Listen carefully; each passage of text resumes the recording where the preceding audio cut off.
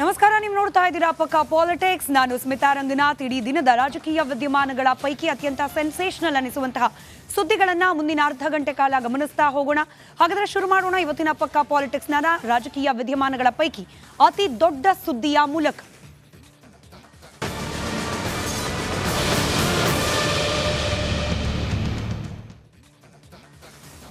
ಕಳೆದ 3-4 ದಿನಗಳಿಂದ ರಾಜಕೀಯ ವಲಯದಲ್ಲಿ ಚರ್ಚೆಗೆ, ವಿವಾದಕ್ಕೆ ಹಾಗೆ ವಿಮರ್ಶೆಗೆ ಕಾರಣವಾಗಿರುವ ವಿಚಾರ ಅಂತಂದ್ರೆ ಬಿಜೆಪಿಯ ಶಾಸಕ ಮುನಿರತ್ನ ಅವರ ಬಂಧನ, ಹಾಗೆ ಕೆಲ ಜಾತಿಗಳಿಗೆ ಅಪಮಾನ ಆಗೋ ರೀತಿಯಲ್ಲಿ ಅವರು ವರ್ತಿಸಿದ್ದಾರೆ ಅನ್ನೋದು. ಇದರ ಅಡಿಯಲ್ಲೇ ಬಂಧನಕ್ಕೆ ಒಳಗಾಗಿದ್ದಾರೆ ಕೂಡ. ಆದರೆ ಕೇವಲ ಒಂದು ಪ್ರಕರಣದಲ್ಲಿ ಬಂಧನಕ್ಕೆ ಒಳಗಾಗಿರುವ ಮುನಿರತ್ನ ಅವರಿಗೆ ಸಿಂಗಲ್ ಟೆನ್ಷನ್ ಅಲ್ಲ, ಬದಲಾಗಿ ಡಬಲ್ ಟ್ರಬಲ್. ಇವತ್ತು ಈ ಅಟ್ರಾಸಿಟಿ ಕೇಸ್ಗೆ ಸಂಬಂಧಪಟ್ಟಂತೆ ಜಾಮೀನು ಸಿಕ್ಕರೂ ಕೂಡ ಒಂದು ವೇಳೆ 5 ಗಂಟೆಗೆ ಕೋರ್ಟ್ ಆದೇಶ ನೀಡೋ ಸಾಧ್ಯತೆ ಇದೆ. ಆದರೆ ಒಂದು ಪ್ರಕರಣದಲ್ಲಿ ಬೇಲ್ ಸಿಕ್ಕರೂ ಕೂಡ ಮುನಿರತ್ನ ಮತ್ತೆ ಲಾಕ್ ಆಗೋ ಸಾಧ್ಯತೆ ಇದೆ. ಜಾತಿ ನಿಂದನೆಯಿಂದ ಸೇಫ್ ಆದರೂ ಕೂಡ ಸಂಕಷ್ಟ ಕಟ್ಟಿಟ್ಟ ಬುತ್ತಿ. ರೇಪ್ ಕೇಸ್ ಕೂಡ ದಾಖಲಾಗಿದೆ ಮುನಿರತ್ನ ಅವರ ವಿರುದ್ಧ. ಹೀಗಾಗಿ ಅತ್ಯಾಚಾರ ಪ್ರಕರಣ ಕೂಡ ಉರುಳಾಗಿ ಪರಿಣಮಿಸೋ ಸಾಧ್ಯತೆ ಇದೆ. ಶಾಸಕ ಮುನಿರತ್ನ ಅವರನ್ನ ಲಾಕ್ ಮಾಡಲಿಕ್ಕೆ ಮತ್ತೊಮ್ಮೆ ಪೊಲೀಸರು ಮೆಗಾ ಪ್ಲಾನ್ ಕೂಡ ಮಾಡಿಕೊಂಡಿದ್ದಾರೆ. ಒಂದು ಕಡೆ ಜಾಮೀನು ಲಭ್ಯವಾಗಿ ಆಚೆ ರಿಲೀಸ್ ಆಗ್ತಾ ಇದ್ದಂತೆ ಮತ್ತೆ ಅವರನ್ನ ವಶಕ್ಕೆ ಪಡೆಯೋಕೆ ಪೊಲೀಸರು ಕೂಡ ಸಿದ್ಧರಾಗಿದ್ದಾರೆ. ಕಗ್ಗಲಿಪುರ ಪೊಲೀಸ್ ಠಾಣೆಯಲ್ಲಿ ಸಂತ್ರಸ್ತೆ ದೂರು ದಾಖಲು ಮಾಡಿದ್ದಾರೆ. ಅತ್ಯಾಚಾರ ಪ್ರಕರಣ ಇದು. ಹೀಗಾಗಿ ಈ ಪ್ರಕರಣದಲ್ಲೂ ಕೂಡ ಬಂಧನಕ್ಕೆ ಒಳಗಾಗೋ ಸಾಧ್ಯತೆ ಇದೆ. 40 ವರ್ಷದ ಒಬ್ಬರು ಮಹಿಳೆ ನಮ್ಮ ಒಂದು ಅರ್ಜಿ ವಿಚಾರವಾಗಿ DSP ರಾಮನಗರ ಮುಂದೆ ವಿಚಾರಣೆಗೆ ಹಾಜರಾದಾಗ ಅವರ ಸ್ಟೇಟ್ಮೆಂಟಲ್ಲಿ ಒಂದು ಕಾಗ್ನಿಸಬಲ್ ಅಫೆನ್ಸ್ನ ಗಮನಕ್ಕೆ ತಂದು ಅದಕ್ಕೆ ಸಂಬಂಧಪಟ್ಟಂಗೆ DSP ಅವರ ಆದೇಶ ಮೇಲೆ ನಿನ್ನೆ ಕಗ್ಲಿಪುರ ಪೊಲೀಸ್ ಠಾಣೆಯಲ್ಲಿ ಕ್ರೈಮ್ ನಂಬರ್ 312/24 ಒಂದು FIR ಆಗಿದೆ. ಅದರಲ್ಲಿ RR ನಗರದ ಶಾಸಕರಾದ ಮುನಿರತ್ನ ಮತ್ತು ಇತರರು 6 ಜನ ಮೇಲೆ ಕೇಸ್ ರಿಜಿಸ್ಟರ್ ಆಗಿದೆ. ಕೇಸು ಭಾಳ ಸೆನ್ಸಿಟಿವ್ ಇರೋ ಕಾರಣದಿಂದ ಅದನ್ನು DSP ರಾಮನಗರ ಅವರಿಗೆ ಇನ್ವೆಸ್ಟಿಗೇಟಿಂಗ್ ಆಫೀಸರ್ ಆಗಿ ವಹಿಸಿ ಅವರೀಗ ಕೇಸ್ ತನಿಖೆಯನ್ನು ಕೈಗೊಂಡಿದ್ದಾರೆ. ಏನು ಕೋರ್ಟ್ ಆದೇಶಗಳಿದೆ, ಈ ಥರ ಸೆನ್ಸಿಟಿವ್ ಕೇಸಸ್ ಹೆಣ್ಮಕ್ಳಿಗೆ ಸಂಬಂಧಪಟ್ಟಂಗಿದೆ, ಅದರ ಪ್ರಕಾರ ನಾವು ಪ್ರಾಪರ್ ಪ್ರೊಸೀಜರ್ಸ್ ಫಾಲೋ ಮಾಡಿ ತನಿಖೆಯನ್ನು ಮಾಡ್ತೇವೆ. ಕಗ್ಗಲಿಪುರ ಠಾಣೆಯಲ್ಲಿ ದಾಖಲಾಗಿರುವ ಈ ಕೇಸ್ಗೆ ಸಂಬಂಧಪಟ್ಟಂತೆಯೂ ಕೂಡ ಗಂಭೀರ ಆರೋಪವೇ ಮುನಿರತ್ನ ಅವರ ವಿರುದ್ಧ ಕೇಳೋಕೆ ಸಿಕ್ಕಿರೋದು. ಯಾವ್ಯಾವ ಸೆಕ್ಷನ್ ಅಡಿಯಲ್ಲಿ ಮುನಿರತ್ನ ಅವರ ವಿರುದ್ಧವಾಗಿ ಈ ಕೇಸ್ ದಾಖಲಾಗಿದೆ ಗಮನಿಸ್ತಾ ಹೋಗೋಣ. ಎಷ್ಟು ಗಂಭೀರವಾಗಿದೆ ಪ್ರಕರಣ ಅನ್ನೋದನ್ನ ಆ ಮೂಲಕ ಅರ್ಥ ಮಾಡ್ಕೊಳ್ಳೋ ಪ್ರಯತ್ನ. ಸೆಕ್ಷನ್ 354A ಲೈಂಗಿಕ ದೌರ್ಜನ್ಯದ ಆರೋಪದ ಅಡಿಯಲ್ಲಿ ಮುನಿರತ್ನ ಅವರ ವಿರುದ್ಧವಾಗಿ ಕೇಸ್ ದಾಖಲಾಗಿದೆ. ಹಾಗೆ 506 506ರ ಅಡಿಯಲ್ಲಿ ಜೀವ ಬೆದರಿಕೆ ಒಡ್ಡಿದ ಆರೋಪ. ಇನ್ನು 354C ಮಹಿಳೆಯ ಇಚ್ಛೆಗೆ ವಿರುದ್ಧವಾಗಿ ಚಿತ್ರೀಕರಣ ಮಾಡೋದು. ಪ್ರಜ್ವಲ್ ರೇವಣ್ಣ ಅವರ ವಿರುದ್ಧ ಕೂಡ ಇಂಥದ್ದೇ ಆರೋಪ. ಇದೀಗ ಮುನಿರತ್ನ ಅವರ ವಿರುದ್ಧ ಕೂಡ ಅದೇ ಸೆಕ್ಷನ್ನ ಅಡಿಯಲ್ಲಿ ಕೇಸ್ ದಾಖಲಾಗಿದೆ. ಮಹಿಳೆಯ ಇಚ್ಛೆಗೆ ವಿರುದ್ಧವಾಗಿ ಚಿತ್ರೀಕರಣವನ್ನು ಮಾಡಿದ ಆರೋಪ. ಸಂತ್ರಸ್ತೆ ಮಾತನಾಡಿದ್ದಾರೆ ಕೂಡ ಇದ್ರ ಬಗ್ಗೆ ಕಂಪ್ಲೇಂಟ್ ಕೊಡೋ ಸಂದರ್ಭದಲ್ಲಿ. ಇನ್ನು ಸೆಕ್ಷನ್ 376N ಸಬ್ ಕ್ಲಾಸ್ 2 ಸರ್ಕಾರಿ ಸೇವಕನಿಂದ ಅತ್ಯಾಚಾರ.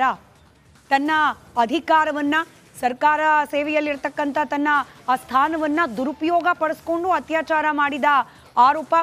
ಇನ್ನು 504 ಸೆಕ್ಷನ್ ಉದ್ದೇಶಪೂರ್ವಕವಾಗಿ ನಿಂದಿಸಿರೋದು.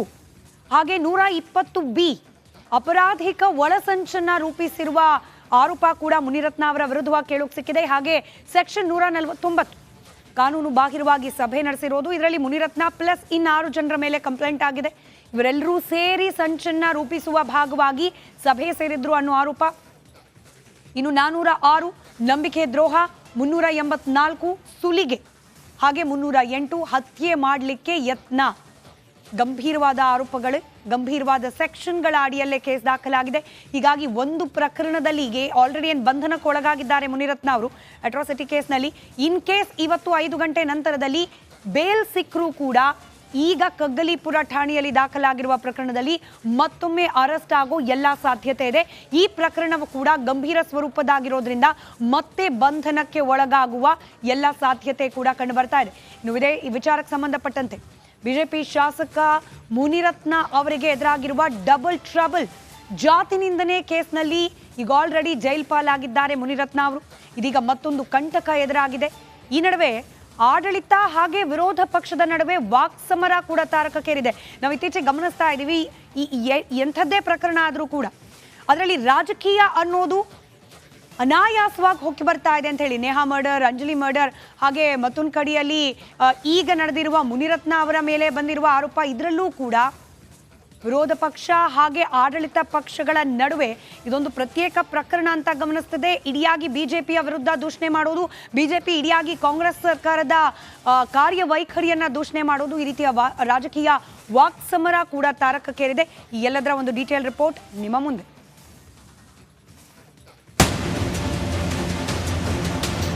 ಮುನಿರತ್ನಮ್ಮವ್ರನ್ನ ಕಂಟ್ರೋಲ್ ಮಾಡದೆ ಹೋದರೆ ನಾನು ಮಂತ್ರಿ ಸ್ಥಾನ ರಾಜೀನಾಮೆ ಕೊಟ್ಟು ಕಾಂಗ್ರೆಸ್ಗೆ ಹೋಗ್ತೀನಿ ಅಂತ. ಯಾವ ದ್ವೇಷ ರಾಜಕಾರಣ ನಮ್ಮ ಸರ್ಕಾರ ಮಾಡೋದಿಲ್ಲ.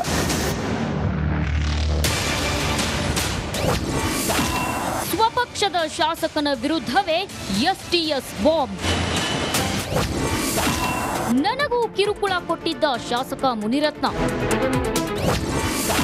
ಮಾಜಿ ಸಚಿವ ಎಸ್ಟಿ ಸೋಮಶೇಖರ್ ಬಾಂಬ್. ಜಾತಿ ನಿಂದನೆ, ಅಶ್ಲೀಲ ಪದ ಬಳಕೆ ಸುಳಿಯಲ್ಲಿ ಸಿಲುಕಿ ವಿಲವಿಲ ಅಂತಿರೋ ಬಿಜೆಪಿ ಶಾಸಕ ಮುನಿರತ್ನ ಜೈಲು ಪಾಲಾಗಿದ್ದಾರೆ.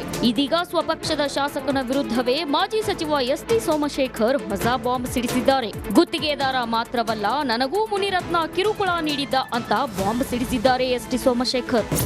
ಕಂಟ್ರೋಲ್ ಮಾಡದೆ ಹೋದರೆ ನಾನು ಮಂತ್ರಿ ಸ್ಥಾನ ರಾಜೀನಾಮೆ ಕೊಟ್ಟು ಕಾಂಗ್ರೆಸ್ಗೆ ಹೋಗ್ತೀನಿ ಅಂತಕ್ಕಂಥದ್ದನ್ನು ಬೊಮ್ಮಾಯಿಯವರಿಗೆ ನಾನು ಹೇಳಿದ್ದೆ, ಮುಖ್ಯಮಂತ್ರಿ ಆಗಿದ್ದಾಗಲೇ ಹೇಳಿದ್ದೆ.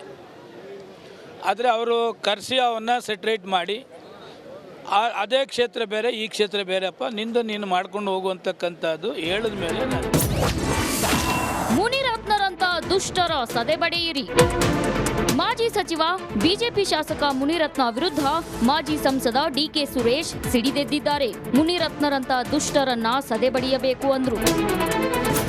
ರಾಜಕೀಯ ಹೇಳಿಕೆ ಆಗಬಾರ್ದು. ಎಲ್ಲ ಪಕ್ಷದಲ್ಲೂ ಎಲ್ಲ ನಾಯಕರುಗಳಿಗೂ ಕೂಡ ಇಂಥದ್ದೇ ಪರಿಸ್ಥಿತಿಗಳು, ಚಿಂತನೆಗಳು ಶುರು ಆಯಿತು ಅಂತ ಅಂದರೆ ಬಹಳ ಕಷ್ಟ ಆಗುತ್ತೆ. ಸೊ ಅದನ್ನ ಇಂಥ ಶಕ್ತಿಗಳನ್ನ ಸದೆಬಡಲಿಕ್ಕೆ ನಿಮ್ಮಗಳ ಕೆಲಸನೂ ಕೂಡ, ನಿಮ್ಮಗಳ ಮಾರ್ಗದರ್ಶನನೂ ಕೂಡ ಬಹಳ ಮುಖ್ಯ ಅಂತ ಹೇಳಿ ನಾನು ಭಾವಿಸಿದ್ದೇನೆ. ಮುನಿರತ್ನ ವಿರುದ್ಧ ಕಾನೂನು ಪ್ರಕಾರ ಕ್ರಮ. ಮುನಿರತ್ನ ಕೇಸ್ ಬಗ್ಗೆ ಗೃಹ ಸಚಿವ ಡಾಕ್ಟರ್ ಪರಮೇಶ್ವರ್ ಪ್ರತಿಕ್ರಿಯಿಸಿದ್ದು ಹೀಗೆ. ಬಿಜೆಪಿ ಶಾಸಕ ಮುನಿರತ್ನ ವಿರುದ್ಧ ದೂರು ಬಂದಿದೆ, ಕಾನೂನು ಪ್ರಕಾರ ಪೊಲೀಸರು ಕ್ರಮ ಕೈಗೊಳ್ಳುತ್ತಾರೆ ಅಂದ್ರು. ಕಾನೂನು ಬಾಹಿರವಾಗಿ ಇಂಥದ್ದೆಲ್ಲ ಪಬ್ಲಿಕ್ ಸರ್ವೆಂಟ್ಸು ಮಾಡಿದ್ದಾರೆ ಅಂತಂದಾಗ ಅದಕ್ಕೇನು ಕ್ರಮ ತಗೋಬೇಕೋ ತಗೊಳ್ತಾರೆ. ಅಷ್ಟು ಬಿಟ್ಟರೆ ಬೇರೆ ಏನೂ ಹೇಳೋಕ್ಕಾಗೋದಿಲ್ಲ. ನಾವು ಯಾವ ದ್ವೇಷ ರಾಜಕಾರಣ ನಮ್ಮ ಸರ್ಕಾರ ಮಾಡೋದಿಲ್ಲ. ಇನ್ನು ಅವರು ಮಾಡ್ತಿದ್ದಾರೆ ಅಷ್ಟೇ. ಕಾಂಗ್ರೆಸ್ ಸರ್ಕಾರದ ವಿರುದ್ಧ ಕಿಡಿಕಾರಿರುವ ಬಿಜೆಪಿ ಎಂಎಲ್ಸಿ ಸಿಟಿ ರವಿ ಮುನಿರತ್ನರನ್ನ ಜೈಲಲ್ಲೇ ಇಡಬೇಕೆಂಬ ಪ್ಲಾನ್ ಸರ್ಕಾರದ್ದು ಅಂತ ಆರೋಪಿಸಿದ್ದಾರೆ. ಏನಾದರೂ ಮಾಡಿ ಮುನಿರತ್ನ ಅವ್ರನ್ನ ಜೈಲಲ್ಲೇ ಇಡಬೇಕು ಅಂಥೇಳಿ ಯೋಚನೆ ಮಾಡ್ದಂಗಿದೆ. ಅದಕ್ಕಾಗಿ ದಿನಕ್ಕೊಂದು ಸೃಷ್ಟಿ ಮಾಡ್ತಾ ಇದ್ದಾರೆ. ಕಾಂಗ್ರೆಸ್ನಲ್ಲಿದ್ದಾಗ ಮುನಿರತ್ನ ಭಾಳ ಒಳ್ಳೆಯ ಜನ ಇದ್ದರು. ಬಿ ಜೆ ಪಿಗೆ ಬಂದ ಮೇಲೆ ತನ್ನ ಪ್ರಾಮಾಣಿಕವಾಗಿ ತಾನು ಲೋಕಸಭಾ ಚುನಾವಣೆಯಲ್ಲಿ ಬಿ ಜೆ ಪಿ ಅಭ್ಯರ್ಥಿ ಗೆಲುವಿಗೆ ಶ್ರಮಿಸಿದ ನಂತರ ಈ ಎಲ್ಲ ಸಮಸ್ಯೆಗಳು ಪ್ರಾರಂಭ ಆಗಿದ್ದಾವೆ. ಎಲ್ಲವನ್ನೂ ದೇವರು ನೋಡ್ತಾ ಇರ್ತಾರೆ. ಜಾತಿ ನಿಂದನೆ ಸುಳಿಯಲ್ಲಿ ಬಿಜೆಪಿ ಶಾಸಕ ಮುನಿರತ್ನ ಸಿಲುಕಿ ವಿಲವಿಲ ಅಂತಿದ್ದಾರೆ. ಕಾಂಗ್ರೆಸ್ ನಾಯಕರು ಕಾನೂನು